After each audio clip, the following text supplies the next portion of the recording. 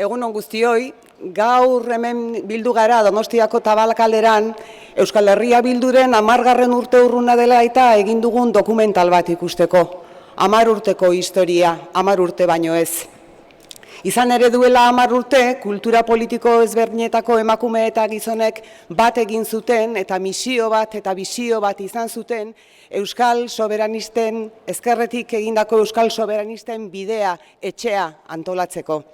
Eta gaur, 10 urte eta gero, oraindik ere konbentzituagoak gaude soberanismoa dela gure bidea.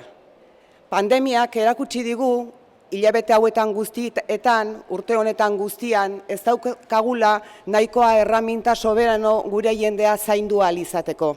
Eskean ibili behar dugula, erreguka ibili behar dugula. Eta hori ez du Euskal Herria Bilduk bakarrik esaten, Euskal Alderdi Jeltzaleak esan du eta baita Urkulluren gobernuak ere.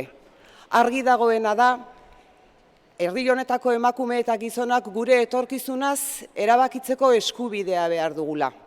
Argi dagoena da, Espainiako estatuarekin berdinetik berdinerako harreman bat behar dugula gure jendea zaintzeko. Eta behar dugula berme sistema bat blindatuko dena hain zuzen ere hartzen ditugun erabaki horiek zaindu ahal izateko. Ez da nahikoa Gernikako estatutu bis bat edukitzea.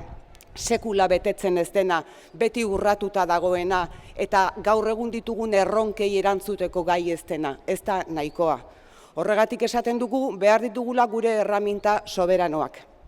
Egun hauetan, aberri egunaren inguru hauetan, Eusko Alderdi Jeltzaleak errepikatu du berriro ere estatus berriaren eztabaida mahai gainean jarri behar dela.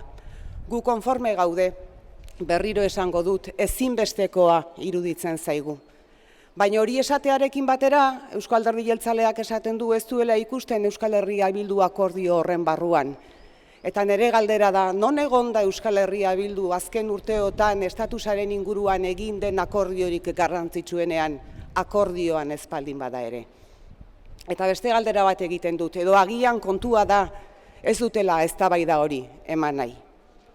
Euskal Herria Bildu prest dago akordio horretan jaso ziren ildo nagusietan aurrera egiteko, eta eskua luzatua dauka horretarako, herri honi hitza eman ziolako. Baina prozesu honek izan behar du zintzoa, garbia eta gardena. Eta argi esan behar zaio jendeari etorkizunean bere bizitza, bere egunerokoa zaindu ahal izateko bide soberano bat hartu behar dugula.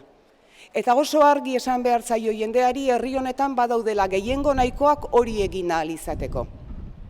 Eta oso argi esan behar zaio jendeari halaber, Eusko Alderdi Jeltzalea izan dela akordio hura kajoian sartu zuena, orain dela hilabete batzuk. Edo agian, esan beharko genuke, orain dela urte batzuk sartu zuela, hain zuzen ere kajoian.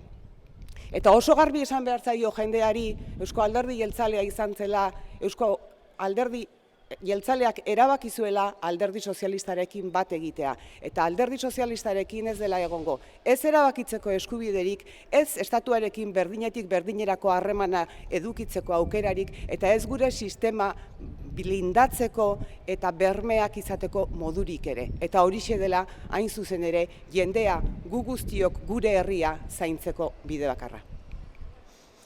Euskaraz esaten nuen bezala, como decía en euskera,